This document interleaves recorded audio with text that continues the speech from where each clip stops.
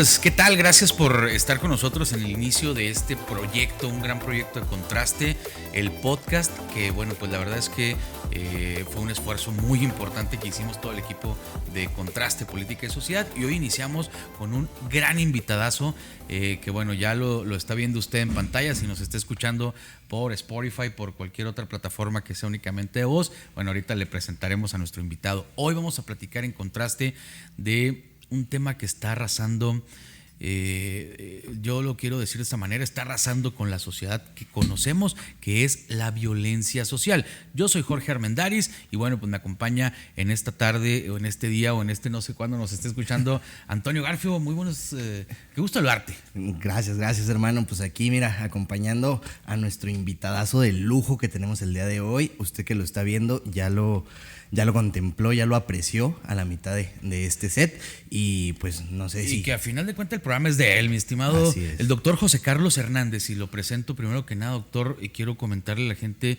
por qué te tenemos aquí en esta tarde. No quisiera leer el currículum para no nos daría el tiempo, pero bueno, el doctor José Carlos Hernández es especialista en temas de delincuencia organizada, en temas de seguridad pública, en temas de conducta social delictiva. Entonces, pues definitivamente eres el invitado especial, mi estimado doctor, para platicar con nosotros hoy.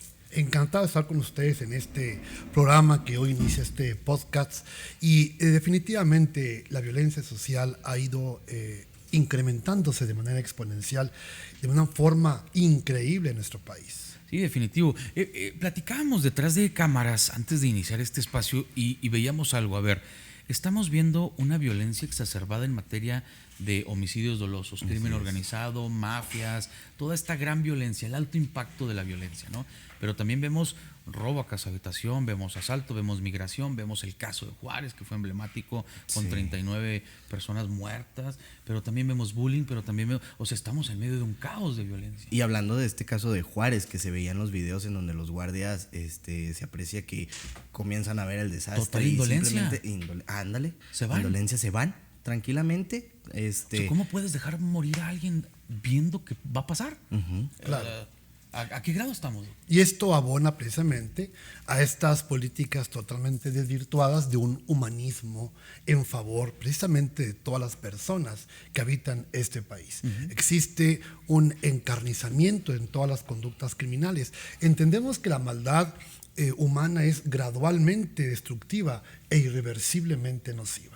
No existe una uniformidad, una armonización en la atenuación de las conductas, en la atenuación de las políticas en materia de prevención y de control de la delincuencia común y organizada. Ya es parte de nuestra piel, es parte de nuestra cultura. Es más, en muchas ocasiones la violencia es un emblema para presumir a los demás. Qué lamentablemente que estemos llegando a esos extremos. Dijo encarnización y se me puso la piel de gallina. Oye, pero fíjate, a ver, yo quiero hacer así como que una pequeña reflexión sobre este tema de la violencia, y me voy a otra parte de las fallidas políticas públicas. Cuando quieren que reduzca el consumo de tabaco, le ponen imágenes feas al tabaco. No redujo nada. Cuando quieren que no tomen tanto alcohol, pones carros chocados en la vía pública, pones en el antro un cartel con personas atrapadas en un carro, no reduces el consumo. Cuando quieres que los jóvenes no se droguen, pones las drogas matan, no reduces nada con eso. Es decir, los mensajes no están siendo ni los correctos ni los canales son los adecuados. Claro, las adicciones en México, en ese rubro, tabaco, alcohol y el resto de más drogas blandas y duras, se ha incrementado 300% más en todo el país. Entonces, las campañas preventivas no han dado el impacto correcto, sobre todo en la niñez y en la juventud mexicana. Y estas campañas, ¿qué impacto tienen? Pero a nivel social, digo yo, porque muchas veces llegas a un vicio, llegas a la normalización del consumo de alguna sustancia por el tema de que en tu círculo se maneja, ¿no? En tu círculo si no lo hago, no me juntan. Lo hacen, si no me juntan, si no me invitan, si no me llevan a donde están todos. ¿Y cómo se está combatiendo desde esa convivencia social, doctor? Fíjate que muchas veces las fiscalías, las secretarías de seguridad pública limitan las campañas a ir a dar conferencias aisladas, un curso, un congreso en el auditorio de la escuela. No, esto no tiene ningún impacto, que vaya un conferencista a dar allá una plática aislada. No, tiene que haber en todo el sistema educativo una asignatura que es inteligencia emocional. La niñez y la juventud de hoy necesitan manejar sus emociones frente a la ira, la violencia, las adicciones. Y no es una conferencia o una plática aislada. Se requiere que en todo el sistema educativo haya constantemente, a fuerza de repetición, un manejo correcto de la inteligencia emocional. Solamente así podemos bajar los índices de violencia, delincuencia, sobre todo en las nuevas generaciones. El tema no es delincuentes contra policías, eso ya nos ha quedado claro, nada más que creo que el gobierno no lo tiene tan clarito como nosotros. Pero fíjate, me sorprende mucho, y aprovecho aquí que tenemos al doctor José Carlos Hernández, me sorprende mucho esta nueva tendencia.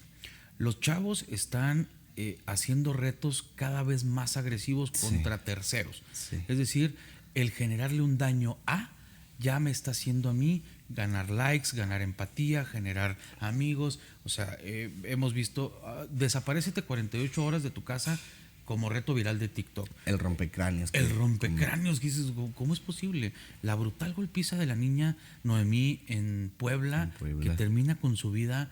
La niña otra, la agresora detenida, la mamá por complicidad. Estamos viendo aquí en Chihuahua, estamos viendo casos en La Salle, que se suponía que era una institución de alto prestigio, en secundarias públicas, preparatorias, primarias. O sea, estamos en un grado de descontrol. ¿Hacia dónde vamos? ¿Se puede controlar, revertido? Sí se puede, siempre y cuando haya ese proceso de educación constante. Porque si bien es cierto, las redes sociales son un gran detonante en la conducta delictiva, sobre todo las niñas, niños y adolescentes, cada vez se están creando nuevos retos virales, como por ejemplo atentar contra la vida de los docentes. Se ha descubierto un reto en el sur del país donde ahora hay que atentar contra sacerdotes o contra cualquier figura religiosa, chocarlos, aventarles una bomba, hacerles algo. Esto es en Veracruz.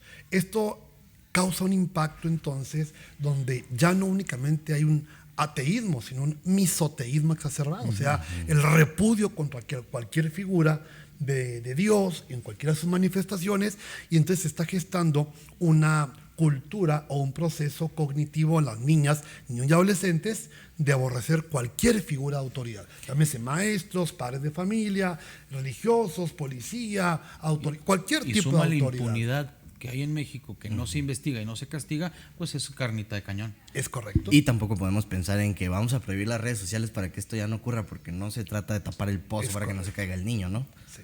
Sí, estamos entrando a una sindromatología, o sea, un síndrome de una adicción terrible al internet, a los medios de comunicación, a los videojuegos. Por ejemplo, familias enteras que permiten que los hijos o las hijas estén a las 2, 3 de la mañana chateando en el videojuego en línea, y en el día siguiente todos desvelados, todos estresados, y entonces canalizan su ira a través del bullying, a través de cuestiones de violencia contra compañeros, maestros. Se andan irritados, ¿no? Yo estaba leyendo hace unos días que es recomendable 2 horas antes de acostarte a dormir ya no ver dispositivos electrónicos. 2 horas antes.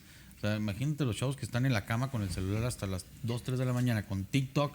Pues, ¿cómo le explicas a un papá complaciente que dice, yo por no pelearme con mi hijo, si quiere agarrar el teléfono que lo agarre? Yo por no pelearme con mi hijo, si se quiere estar toda la madrugada en videojuegos, que se esté... Ahora, complaciente es una palabra muy decente que usaste, la verdad. Sí, claro, ¿no? claro. Ajá. Se está generando entonces un síndrome del emperador. Niñas y niños tiranos que aborrecen cualquier figura de autoridad, y lo vemos en las escuelas con un incremento exponencial de hasta 150% más de lo que existía en cuestiones de bullying escolar. ¿Y qué adulto nos espera con un niño tirano?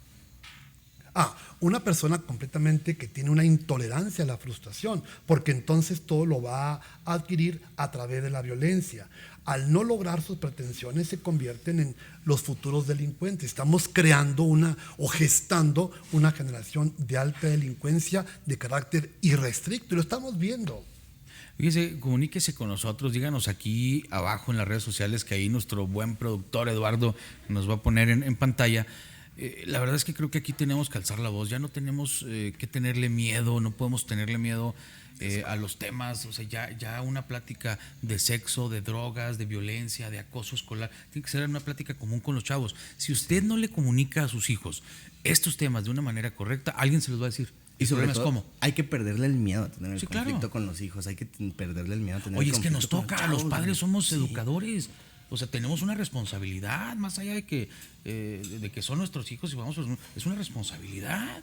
Claro, crear una cultura de respeto, de dignidad y de respeto a los valores sociales para que esto pueda lograr cambiar. Yo ahorita lo comentaba, doctor, o sea, es una cosa de inteligencia emocional, pero ¿qué inteligencia emocional vas a tener si no supiste cómo hablar con tu figura paterna o figura materna? No precisamente los papás, sino, digamos, si tu figura paterna o materna fue tu abuelo, fue un tío, fue una persona que te acogió y no supiste cómo hablar de esos temas y no sabes cómo externar toda esa situación en la que andas cargando más que con la ira.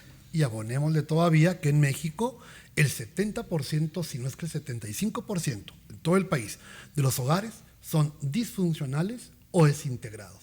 Y esto abona, desgraciadamente, para esa cultura de odio, de irrespeto, de descontrol. Simple y sencillamente, dar un dato rápido. En Juárez, al 2010, la guerra contra el narcotráfico, llamada así, dejó 16,000 huérfanos. Nada más en ese combate contra las drogas al 2010, de los cuales las 3/4 partes de esos niños y adolescentes son gente que nunca pudo cerrar su ciclo de duelo y que hoy, 2023, vemos que son los nuevos delincuentes de esta entidad federativa. Y sí, porque, a ver, perdiste a tu familiar, a tu papá, a tu mamá, en medio de una guerra que ya se considera fallida de origen, sí. Una guerra que no tuvo fin, una guerra que ha sido cuestionada por este gobierno hacia atrás y que dices, bueno, además de eso no hay responsables, no pasa nada, ¿yo qué hago? Pues tengo que hacer algo, ¿no? O sea, a fin de cuentas hay gente que busca venganza, hay gente que se convierte en lo que no debía hacer y esto está pasando. Estamos hablando de Juárez, de Chihuahua, de la Sierra. Vimos ahora el tema del Chueco. A mí me llamó mucho la atención este proceso porque detienen todo el sistema jurídico para decir José Noriel Portillo Gil es el generador de violencia más agresivo que hay en la Sierra Tarahumara. Vamos todas las corporaciones y toda la fuerza del Estado tras de él. Y luego lo encuentran muerto en una brecha en Choix, Sinaloa, y luego dicen, bueno, ya se acabó, ya vamos a lo que sigue. Ya no hay violencia. Ver, espérate, o sea, no es así. Es correcto. Minimizar esos impactos te generan daño. Claro, por supuesto, y no es así. No es el principal generador de violencia en la Sierra. Él es encargado o era jefe de una célula delictiva de cierto cártel, en este caso de Sinaloa, pero esto va a continuar. Es una ramificación impresionante. Claro, ¿no? la característica principal de la delincuencia organizada es que permanece en el tiempo.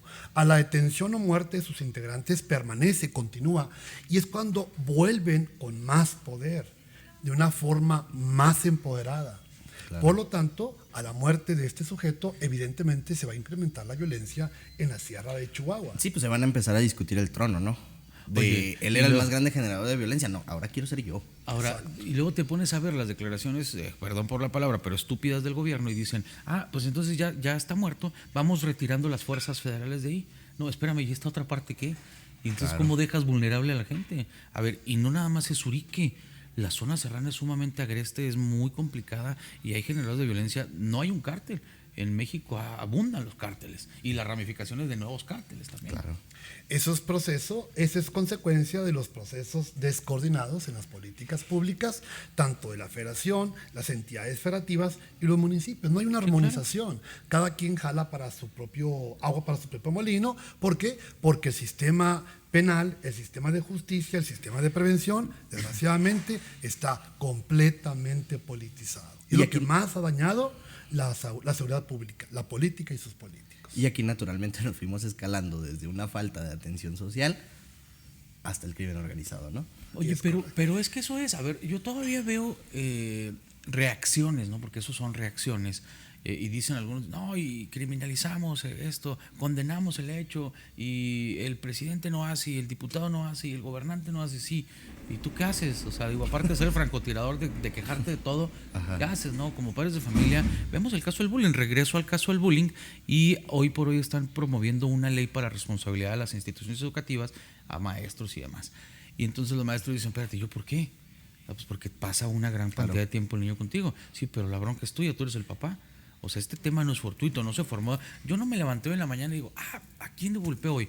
Pues no, ese tema es una descomposición estructural, claro, social muy fuerte de antes, ¿no? Claro, la educación es una cuestión bilateral. Es cognoscitiva, es cultural, y una cuestión también formativa, de valores, donde ambas autoridades tienen que converger, tiene que haber sinergia. El sistema educativo en sí mismo y aparte las familias. Si no existe esa sinergia en la formación de los educandos, hombres y mujeres, esto va a tener un descontrol. Los padres no toman su compromiso como padres de familia, como educadores en valores de los hijos, y por otra parte el sistema educativo mexicano, totalmente politizado, grillado, sindicatos, está totalmente colapsado. Claro Qué que sí. tristeza que estemos hablando de ese tipo de temas y del cual tiene que haber una solución emergente. Ese es nuestro México. O sea, ¿en serio? Sí. Y luego todavía renegamos cuando dicen, es que el pueblo tiene el gobierno que merece. Y luego, "Ay, yo no creo que merezca eso, ¿eh? Creo que merezco más y el pueblo merece más. Solamente hay que perseguirlo". Claro. Pero fíjate, a ver, yo le tengo miedo a mis hijos como padre de familia. Le digo, ay, es que yo me quiero meter en problemas. Le doy la tablet, le doy el dinero, le doy esto. Y luego el maestro dice, ay, yo le tengo miedo a mi alumno, pues entonces no me quiero meter. Porque hay maestros que van con miedo a clases. Es Sí, correcto, claro. es Es que no correcto. sabes cómo van a reaccionar los niños. Y no son niños tuyos. Y no Exacto. son adolescentes Y tuyos. tienes 45 en un Ajá. salón. Desgraciadamente, con los datos que tenemos de la realidad, no los datos oficiales, no las cifras de armario, sino las cifras reales, al estar directamente como investigadores de la conducta criminal, tenemos que el 90% de las y los educandos, al menos en el estado de Chihuahua, son altamente groseros. Usan palabras soeces, improperios, se dirigen a los maestros, entre compañeros, con palabras recordadas de mamá, qué sé yo. Y no digamos la palabra fálica, que ahora está muy de moda, sobre todo en niños de primaria y secundaria. Es increíble ver cómo hay maestros que textualmente lloran porque el alumno les hizo un acto violento. Y lo peor es que la siguiente llegan los padres de familia a recriminar al maestro que por Exacto. qué le llamó la atención, que por qué lo castigó, que por qué lo dejó sin No, y hay maestros que son víctimas de agresiones todavía peores de los Sí, padres. claro. O Exactamente. sea, ya violencia en un grado físico, en un grado de atentar contra la integridad. O sea, ya se está descontrolando. Y hay una triada fatídica en los procesos de educación, ese vínculo tan terrible entre bullying o entre violencia, padres a maestros, maestros hacia alumnos, alumnos hacia maestros, y ahí se va una espiral A ver, de y violencia. esto no es en la terrible. periferia, Doc. Esto es en todo. Sí, vemos las calles simplemente los procesos de bullying. Lo que pasa es que vemos cuestiones de bullying únicamente lo mediático, pero por desgracia y como dato para este podcast, se ha incrementado hasta en un 150% más el bullying en todo el país. Sí. El bullying son cuestiones de acciones u omisiones de carácter violento, hostil, reiterativo, discriminante de una persona a otra, a efecto de tenerla o tenerlo sometido. Y esto se ha incrementado en todos los planteles del país. Ojo, todos los planteles del país. Ahora, y el problema es que si se va a un esquema político, se partidiza. Digo, los órganos de discusión de este país, que yo insisto que tendrían que haber un perfil para poder elegir un diputado, digo, la verdad es que sí, creo que no cualquiera debería estar en el Congreso. Es correcto. Pero si se van esos, se partidizan. ¿Por qué? Porque ahí vienen las elecciones y luego yo quiero ser candidato y luego el otro también y yo le voy a tener. Y entonces ya esto se tergiversa todo y ya no hay eco. Y lo que es peor aún, aparte de politizar, lo que es básicamente buscar a quién echarle la bolita, Ajá. se le saca la vuelta a las soluciones. Exacto, buscas culpables en vez de soluciones. Y todo el mundo le echa la culpa a la pandemia. Claro, Y es no el gran así, monstruo. No es así. Al 2019, en una escuela secundaria al norte de la ciudad, con motivo de una denuncia anónima que había uno o dos chiquillos que traían droga en sus mochilas, se hace una revisión llamada Operación Mochila, y de las cuales se encontró 62 mochilas en el turno vespertino con armas, con droga, con alcohol, con cigarros y otro tipo de objetos prohibidos. En una población de 400, 500 alumnos en esa escuela secundaria. Uy, altísimo. Entonces, imagínense, 62 mochilas con cuestiones o objetos ilícitos. Yo creo que hay guerrillas en el sur del país que no están tan armados, ¿no? Oye, no, es que es impresionante. Y luego, a ver, te vas y dices, hacen un operativo en el Cerezo de Juárez porque hubo un motín y entonces encuentras aparatos electrónicos, dinero, armas, drogas, perros, gatos tatuados y demás. Lavadoras. Se estufas. calman, 15 días después hacen un operativo y encuentran lo mismo. Exacto. Entonces dices, ¿por dónde está llegando todo eso? En las escuelas pasa exactamente lo mismo, doctor. Sí, claro. Por eso es importante, vuelvo a reiterar, en nuestro carácter en su momento como aspirante a ser presidente de la Comisión Estatal de los Derechos Humanos, promoví intensamente, y lo sigo haciendo desde mi trinchera, que se incluya en las mallas curriculares de todo el sistema educativo, por lo pronto estatal, la materia de axiología social y derechos humanos. Para cambiar el chip a la niñez y a la juventud mexicana. No hay de otra, no hay de otra. Tenemos que cambiar el chip, sacarles el chip de violencia, de delincuencia, para agregarles o insertarles un chip de respeto a la dignidad humana de todos con todos. A lo mejor no te toca decirlo, pero a mí sí. La verdad es que creo que sería un excelente papel el del doctor José Carlos Hernández en Derechos Humanos.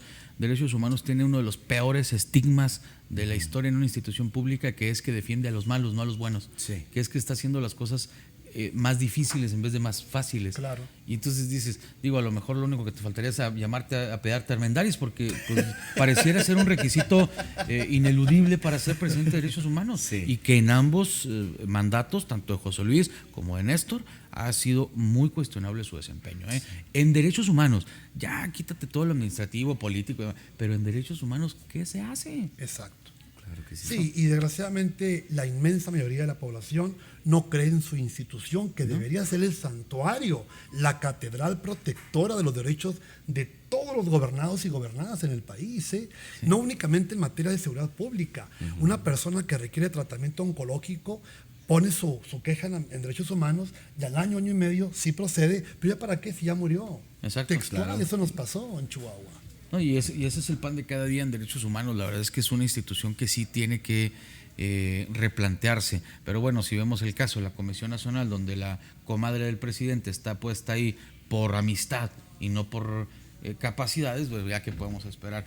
Y luego te vas a otra parte. Yo creo que ya deberíamos terminar, pero no quiero irme sin esto, doctor. A ver, estamos en una sociedad, yo quisiera que este mensaje final que nos des lo escuchen los chavos, lo escuchen los papás, lo escuchen los maestros, lo escuchen la sociedad y diga, a ver, no es satanizar por satanizar lo que estamos viviendo, es encontrar hacia dónde tenemos que ir. Y sensibilizar. Y sensibilizarnos, claro. Claro, por supuesto, no todo está perdido. Por algo nosotros estamos haciendo hasta lo imposible, hasta el grado incluso de perder la libertad por gritarle a todo el mundo, incluso hasta el riesgo de la vida, por gritarle a la ciudadanía, a los jóvenes, que claro que se puede. Claro que se puede restaurar nuestra vida, se puede hacer una reingeniería en todas las políticas públicas, se puede restaurar el tejido social. El gobierno tiene que voltear la parabólica de atención principalmente a las familias, no con una política asistencialista, sino con una política de verdad de reingenierizar todo el tejido familiar. Ahí está la clave y el meollo de todo.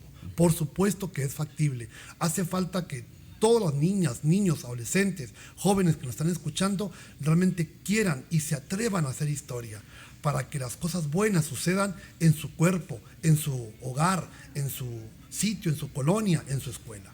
Ese es el objetivo de este podcast de Contraste. La verdad es que sí le agradezco infinitamente al doctor José Carlos, que esperemos que lo tengamos aquí varias veces. Él es especialista en muchos temas y la neta hay que tocar los temas como van, sin tabúes, sin miedo, sin tenerle escozor a las cosas. Sí, claro. Allá afuera están pasando y tenemos que hablarlas. Y bueno, ese es el gran objetivo de este podcast de Contraste. Vamos a estar aquí, Antonio, pues vaya, muchos. Esperemos que sea el primero de una infinidad. Bastantes. Que así sea. Mucho éxito y estoy seguro que así va a ser. Muchas gracias, doctor. Y sobre todo agradecerle este tema de que sí te pones a reflexionar. O sea, yo en este momento sí me puse a reflexionar en los temas que estábamos hablando, de la sensibilización, de la normalización, de los huérfanos que dejó la guerra contra el narco, de todas esas situaciones que estamos conviviendo. Y digo, pues cómo la sociedad no va a estar como está, ¿no? Sí, claro. ¿Hacia dónde? Doc, recomiéndanos una lectura que podamos ver como sociedad y digas, mira, esta te puede servir, te puede ayudar para mejorar un poco. Hay lectura muy buena. Hay un libro buenísimo que es como un cuento muy sencillo, es muy económico, de Alfonso Lara Castilla. Voy a decir la editorial Diana, se llama Vive.